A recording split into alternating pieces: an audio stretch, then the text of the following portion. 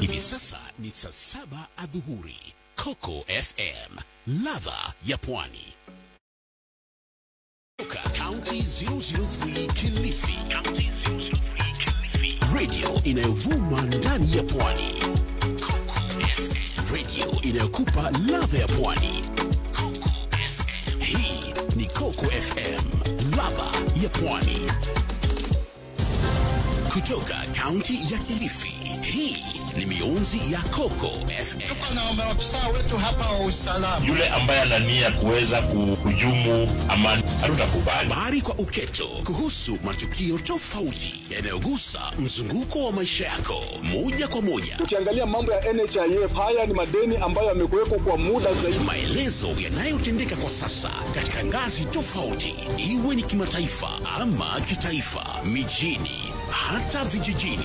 Uhuru saa zaidi ya wananchi 100 walishaaga. Zipate papa hapa habari kwa utendeti moja kwa moja kila baada ya saa.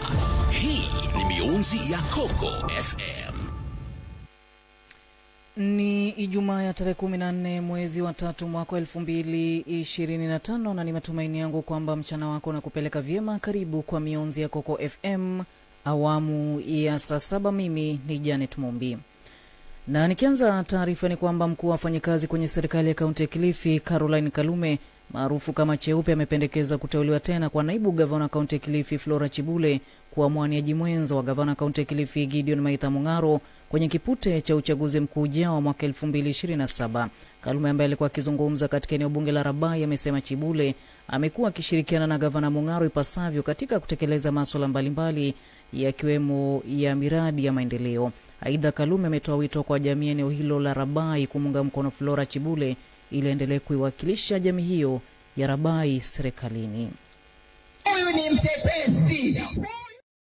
Yetu tukiwa kule Kilifi County lazima tusimame na yeye, jinsi ninavyosikia akiwatetea kila siku, especially wakazi wa hapa Rabai. Na kama kuna yeyote anaimezea hiki kiti cha deputy governor, nataka nikukuarifu kwamba gavana mwenyewe amemthamini, na gavana hawezi kutupa bigiji kwa karanga za kujesha.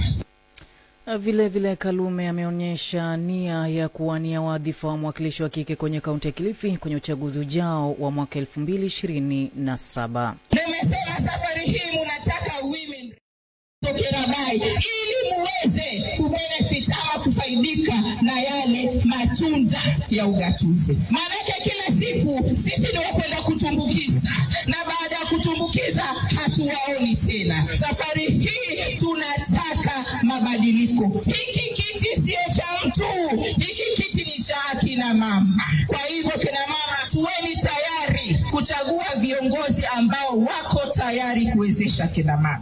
Na kwenye kaunti ya Meru ambapo mwangaza umezima ni kwamba mahakama ya Milimani imeidhinisha uamuzi wa seneti ya kumbandua uongozini Kawira Mwangaza kama gavana kaunti ya Meru. Jaji Bahati Mwamuye katika uamuzi wa kesi hiyo baada ya Kawira Mwangaza kukata rufaa ya kuzuia kutimuliwa kwake amesema sheria ilizingatiwa ipasavyo na hakuna kipengee chochote kilikiukwa katika kumtimua. Jaji Mwamuye amesema rufaa ambayo iliwasilishwa na Kawira Mwangaza mnamo tarehe 23 mwezi Disemba mwaka jana mwaka 2024 haikuzingatia vigezo hitajika kwa mujibu wa sheria. Kawira Mwangaza alihusishwa na utumizi mbaya wa ofisi, ukiukaji wa katiba na utovu wa nidhamu. Baadhi ya vijana eneo bunge la Majoreni huko Lungalunga kaunti ya Kwale wanalalamikia ongezeko la mizozo ya ardhi ambayo wanadai inachangiwa na hali ukosefu wa hatimiliki za ardhi. Wakizungumza katika kikao cha hamasa kuhusiana na njia za kudhibiti mizozo hiyo, wamesema migogoro hiyo imechangiwa na hatua ya wazee kutohusisha vijana kwenye masuala ya umiliki wa ardhi. Vijana hao pia wamesema visa vya unyakuzi wa ardhi kwenye kaunti ya Kwale vimesababishwa na hali ya wazee kutokuwa na uelewa kuhusiana na umiliki huo. Kauza shamba, kala pesa, alafu baadaye tusikia mzee amefuatwa na masaidi. Ile shamba pia kwa soya yake. Shamba ya mtu mwingine, yeye anasema ni ya babu yake. Kwa babu mwenyewe pia hakumuona. Unakuta mzee yuko na shamba anamiliki, bado haja kwa title deed, ni namba peke yake. Lakini hata ile namba kumuelezea mtoto wake kwamba hii shamba yetu ni namba fulani, wazee wanakuta huyu kijana nikimuelezea hii shamba yetu ni namba fulani, atakwenda kuifanya ukora. Kumbe sivyo. Wazee pia nao waamke, waweze kuleta vijana karibu.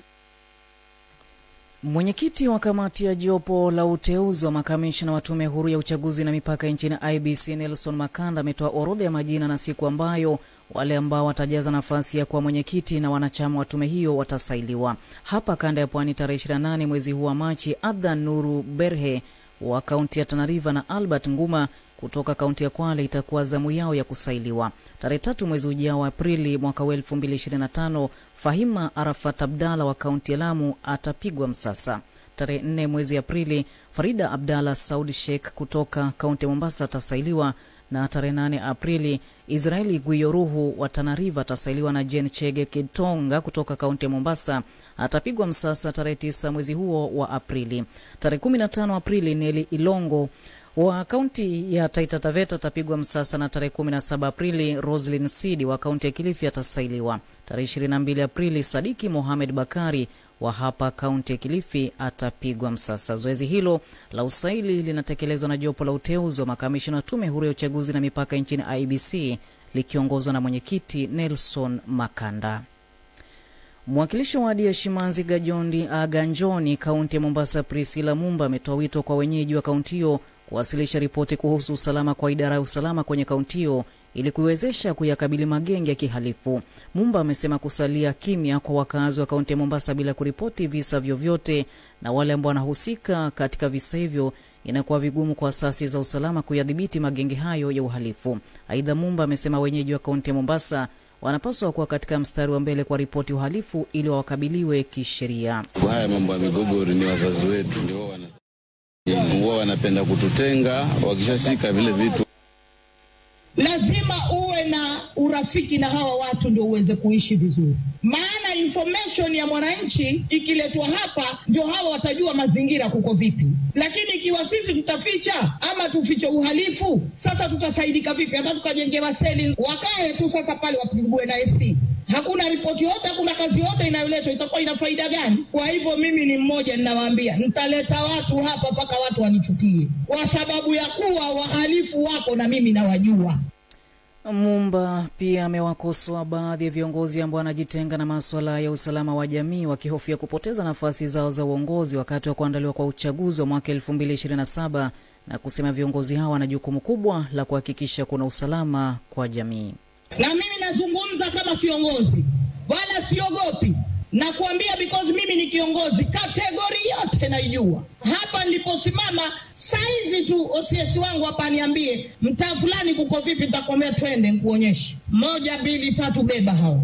Ndio wanaosumbua mazingira. Sisi ni viongozi na information tunayo.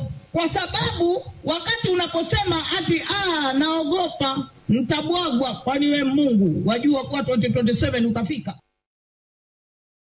Yanayojiri kimataifa ni kwamba mamlaka ya mazingira kwenye kaunti ya Kwale NEMA imewaonya wakazi sawia na wafanyabiashara kwenye kaunti hiyo wanaendeleza biashara mifuko ya plastiki kuwa hatua za kisheria zitachukuliwa dhidi yao. Mkurugenzi wa mamlaka hiyo ya NEMA Edith Kalo amesema wamegundua kuna baadhi ya wafanyabiashara wanauza mifuko ya plastiki na kuipenyeza nchini kutoka nchi jirani ya Tanzania kupitia mpakani huko Horohoro na wengine kutumia njia za mkato kama vile Jasini na Vanga kinyume cha sheria. Aidha, Kalo amesema wanaendeleza mikakati ya kuwatia mbaroni wale ambao wanaendeleza biashara hiyo ya mifuko ya plastiki ili waweze kuwajibishwa kisheria.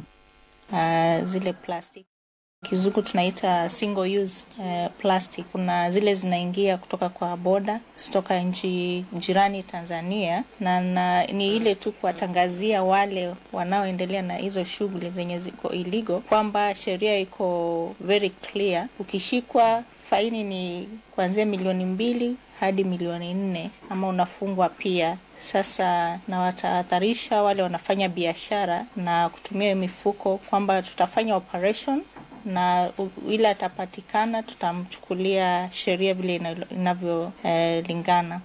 Wakati wa wakala wameonya huduma bodaboda wanaotumia njia za mkato kupenyeza mifuko hiyo ya plastiki hapa nchini Kenya, akisema hilo linaathiri mikakati ya kudhibiti biashara hiyo ya mifuko ya plastiki nchini Kenya.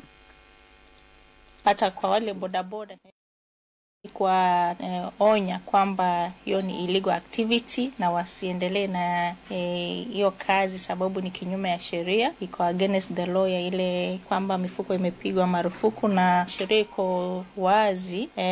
Tutachukua hatua ukishikwa na kwamba tutakupeleka kotini na ufungwe ama utoe hiyo faini ya milioni 2 hadi.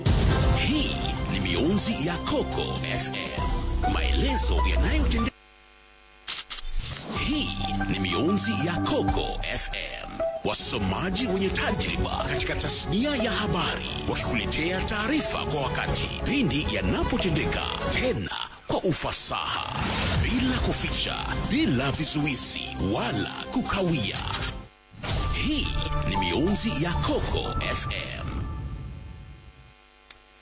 Na katika ruba za kimataifa ni kwamba Wizara ya Biashara na Ugavi ya Sudan imepiga marufuku mara moja bidhaa zote zinazoingizwa nchini humo kutoka Kenya, ikisema kuwa ni kutokana na swala la wasiwasi wa usalama wa kitaifa juu ya Kenya kuunga mkono vikosi vya Rapid Support Forces RSF wanachokishtumu kwa kujaribu kuanzisha serikali mbadala. Sudan ilitangaza kuwa itachukua hatua kali dhidi ya serikali ya Kenya kwa kukaribisha vikosi vya RSF jijini Nairobi kufanya mkutano wao.